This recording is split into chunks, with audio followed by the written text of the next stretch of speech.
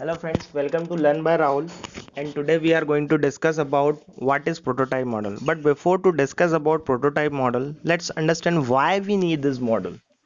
So we just go on waterfall model or SDLC model where we have seen firstly we need gather all the requirement from the customer, then feasibility study, design, then development, then testing. So we can see customer is not involved in SDLC model, and if any enhancement we need, then we have to start from the beginning.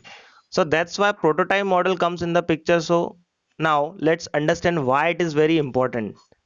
Here we can see, like, in the prototype model we firstly gather the requirement, then we go for the build prototype means it is a dummy software of our application, or we can say it is a uh, functionally not stable. Okay, then we go for the customer evaluation, means here we review the actual software how it is look like.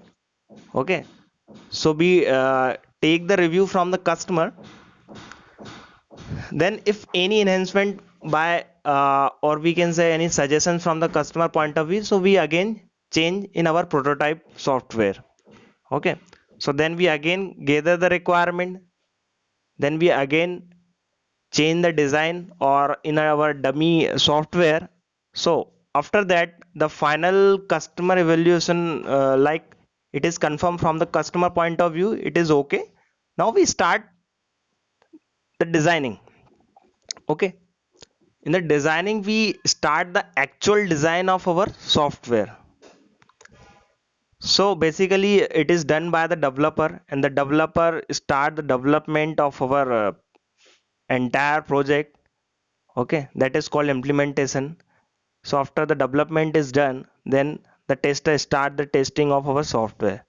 So if any issue find by the developer, oh sorry, tester, then we again contact back to the developer and developer fix that issue, and again tester test the application, it is verified by the developer.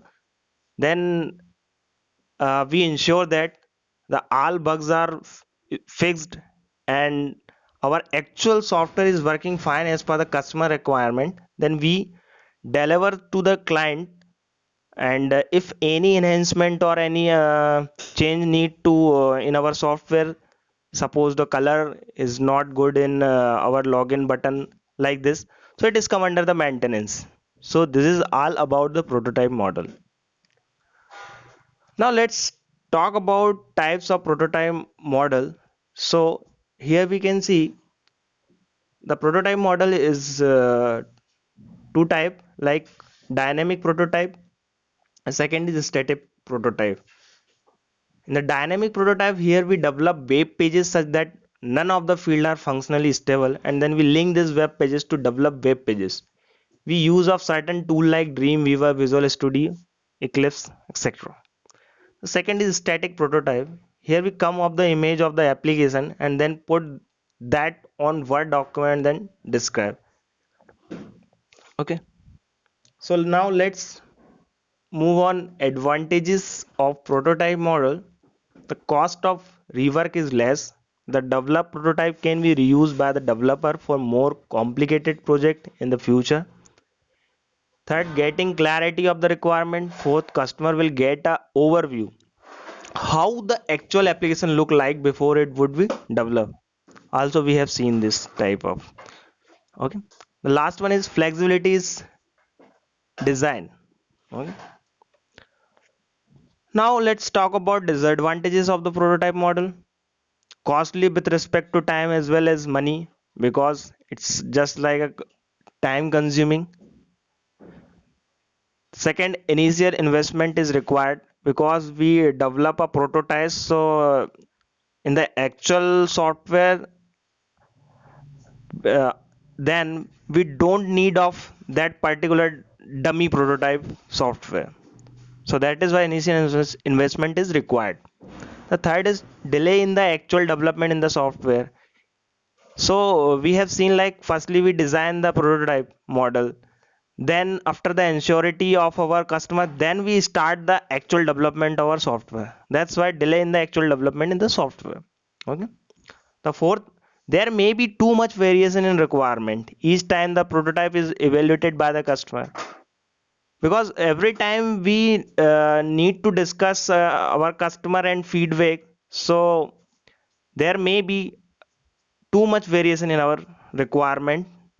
Okay, the last one is the customer might lose interest in the product if she is not satisfied with the initial prototype. Sometimes it may be happens like your customer is not satisfied your designing, so this is also a disadvantages of prototype model. Let's we talk about when prototype model should be followed. The first one is like the prototype model should be used when the requirement of the product or not clearly understand or are unstable. Okay, the second, it is also very good choice to demonstrate the technical feasibility of the product. Okay, the third, it can also be used if requirements are changing quickly. So this is all about prototype model, and if you have any query you can comment below, and for more videos and updates you can subscribe my channel. Thank you.